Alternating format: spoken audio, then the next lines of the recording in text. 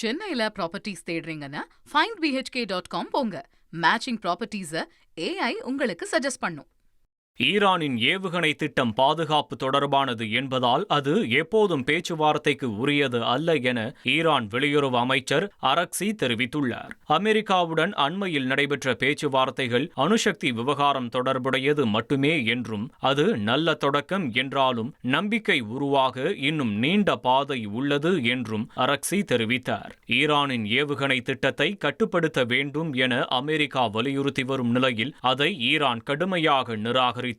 கடந்த ஜூன் மாதத்தில் அமெரிக்கா மற்றும் இஸ்ரேல் இணைந்து தாக்குதல் நடத்திய போதும் ஈரானின் அணுசக்தி திறனை அழிக்க முடியவில்லை என்றும் சொந்த மண்ணில் யுரேனியம் செறிவூட்டுவது ஈரானின் தார்மீக உரிமை என்றும் அவர் கூறினார். அமெரிக்கா தாக்குதல் நடத்தினால் அமெரிக்க மண்ணை தாக்காவிட்டாலும் மேற்காசியாவில் உள்ள அமெரிக்க தளங்களை எங்களால் தாக்க முடியும் என எச்சரித்த அவர் விரைவில் அமெரிக்காவுடன் புதிய சுற்று பேச்சுவார்த்தை நடைபெறும் எனவும் நம்பிக்கை தெரிவித்தார்.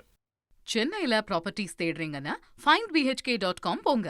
மேட்சிங் ப்ராப்பர்ட்டிஸ AI உங்களுக்கு சஜஸ்ட் பண்ணும்.